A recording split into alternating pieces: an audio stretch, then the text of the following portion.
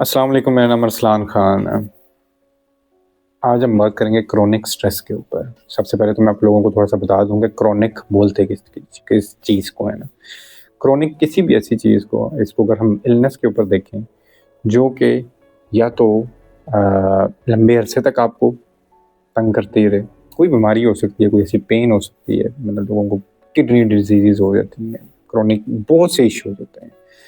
या वो रीअकर करती रहें कि थोड़ा-सा ठीक हो जाएँ और फिर हो जाएँ, फिर दोबारा से हो जाएँ और फिर जो है ना वो, और उसके लिए सिर्फ जो है ना मतलब डॉक्टर्स यूजुअली क्या करते हैं, जो सिस्टम जब वो ट्रिगर हुई हुई है कोई चीज़, तो उसके लिए आपको उसका इलाज करते हैं, बट वो कभी पूरी तरह से आपकी जान छोड़ती नहीं है।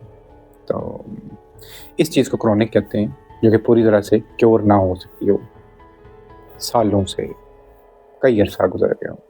इसी तरह स्ट्रेस भी एक क्रोनिक स्ट्रेस होती है, जो कि ब्रेन हमारा, जिसको मैं हमेशा बोलता हूँ, एक हैबिचुअल हो गया होता है कि वो हर जगह पे, हर मतलब सिचुएशन के अंदर, हर इवेंट के अंदर वो स्ट्रेस में ही रहता है।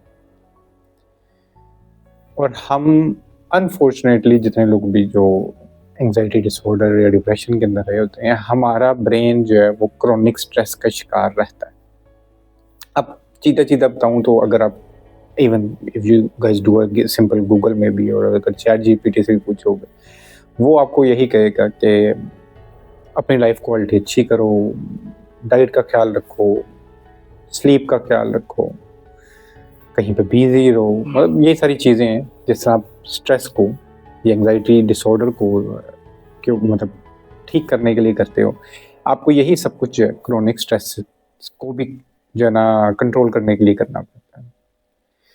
तो बट मैं इसको थोड़ा-सा एक्सप्लेन करता हूँ, क्योंकि मेरा एक पूरा पॉइंट ऑफ व्यू है इसके ऊपर कि हमारा ब्रेन जो है ना, जब एक लूप के अंदर फँस जाता है ना, वो एक बड़ी डार्क उसको एक्सप्लेन नहीं किया जा सकता। वो एक बड़ी डार्क सी जगह है, जहाँ पे हम फँस चुके होते हैं और हमारा ब्रेन उससे निकल नहीं पा रहा होता।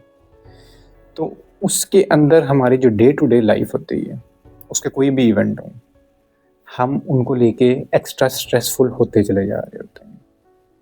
अब मैं कल बात कर रहा था भाई के साथ भी कि इवन तो अल्लाह का बड़ा करम है कि I am doing fine with my anxiety disorder, पर काफ़ी साल हो गए, 6-8 साल से I am not taking any medicine और एनीथिंग।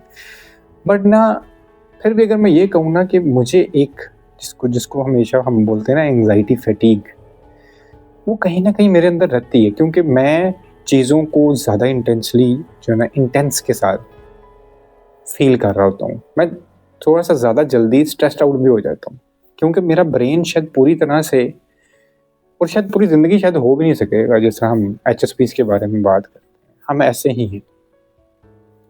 पर इसको काबू करना जो है ना, वो डे टू डे एक चैलेंज होता है। हाँ, मैं उस शायद लूप से बाहर हूँ कि जिसके अंदर मेरे सामने कोई खतरा नहीं है और मैं फाइट और फ्लाइट मोड के अंदर नहीं चला जाता। और मेरा ख़्याल है कि हमें अपना गोल भी इतना ही सेट करना चाहिए कि हम अपनी लाइफ़ को स्मूथली गुज़ार सकें। इट्स फाइन कि अगर हम थोड़ा-सा ज़्यादा स्ट्रेस्ड आउट होते हैं, पर वो क्रोनिक ना हो जाए कि हम हर वक़्त और हर जगह स्ट्रेस्ड आउट होते रहें। 2-3 मिसालें देता हूँ मैं। एक ना बड़ी प्यारी वीडियो देख रहा था, यूट्यूब पे शायद कहीं आपको मिल भी जाएगी। उसमें एक बंदा ना एक चूंटी के ना इर्द-गिर्द दायरा लगा देता है। अब ये चूंटी होती है ना, वो उस पेन पेन के जो दायरे, इंक लगी होती है दायरा, वो जैसे ही जाती है फिर बीच में आ जाती है वो। अब उसके अब ये समझ लो कि उससे वो दायरा क्रॉस नहीं हो रहा होता। वो बहुत देर तक उस दायरे के अंदर ही फँसी रहती है, क्योंकि उसने एक मेंटल बाउंडेज क्रिएट कर लिया होता है कि मैं कैद हो गया हूँ इसके अंदर। हम लोग भी जो मेंटल स्ट्रेस है, इसको इसको समझिएगा कि हमने अपने गिर्द एक दायरा खुद लगा दिया है, एक डार्क सी जो है ना स्पेस खुद बना ली गई है, और हम उसके अंदर बैठे हुए हैं। हमें सिर्फ उससे बाहर निकलना है, बट दैट्स नॉट ईज़ी। जो ज़हनी कैद होती है ना, वो शायद सलाखों वाली कैद से ज़्यादा ज़्यादा स्ट्रॉन्ग होती है। उससे निकलना जो हमारी अंदर की चेन्स है ना वो बहुत स्ट्रॉन्ग, बट वो एक काम करता है, वो फिर एक स्पाइडर को देखता है, स्पाइडर के इर्द गिर्द भी इस तरह ही धारा लगा देता है, स्पाइडर भी रेजिस्ट करता है, वो उस इंक के पास से वापस हो जाता है। पर जब वो दायरा छोटा करता जाता है ना, तो एक टाइम आता है कि स्पाइडर उस दायरे को तोड़ देता है। पर जब वो उस दायरे को तोड़ता है ना, जो पॉइंट था मजे का, उसके बाद जब वो दोबारा उसके गिर्द जब भी दायरा लगाता है ना, स्पाइडर एक सेकंड के लिए अंदर भी उस दायरे के नहीं रहता, क्योंकि वो उस मेंटल चेन से आजाद हो गया होता है। सो वंस आपने इस क्रोनिक स्ट्रेस जिसको मैं बोल रहा हूँ, इसको ब्रेक कर दिया ना, इस लूप को ब्रेक कर दिया, अब वापस उसमें कैद नहीं हो सकते, क्योंकि यू विल नो कि ये कैद। मैं वो बल्कि एक ना बड़ी बड़ी आई डोंट नो कितनी सच थी कितनी झूठ थी तो पर वो है मजे की थी एक चीज, उसमें वो बोलता है कि कीनिया के अंदर ना एक बंदे का ना एक्सरे होता है लंग्स का ना, तो उसके उसके ना लंग्स के अंदर ना वहां पे एक ना कॉकरोच आ जाता है। तो उसको वो डॉक्टर बोलता है कि ना यार आपके ना यहाँ पे कॉकरोच है लंग्स के ना, तो आपका यहाँ से इलाज नहीं होगा, तो आपको ना सिंगापुर जाके इसका इलाज कराना पड़ेगा, इसको रिमूव करवाने के लिए। तो सिंगापुर जाता है बेचारा जाके अपना इलाज करवाने के लिए कि यार अंदर कोई कॉकरोच जो है ना, वो जब जहाँ वहां पे जाके जब डॉक्टर चेक करते हैं तो उसको बोलते हैं कि कॉकरोच तेरे अंदर नहीं है, ये कॉकरोच जो है ना उनकी एक्सरे मशीन के अंदर था जिसने तेरा किया।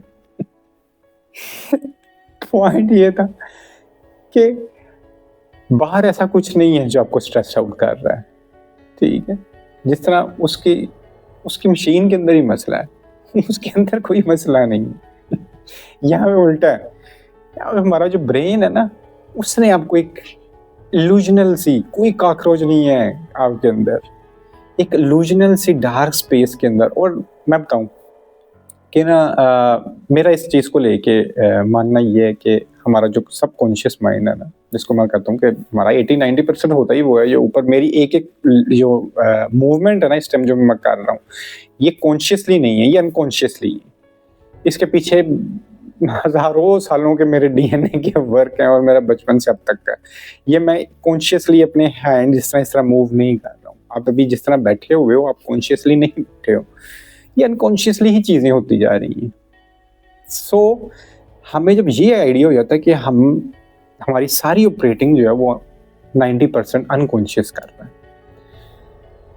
तो हम अनकॉन्शियस को किस तरह ट्रेन कर सकते हैं कि वो इस डार्क स्पेस से बाहर निकल आए।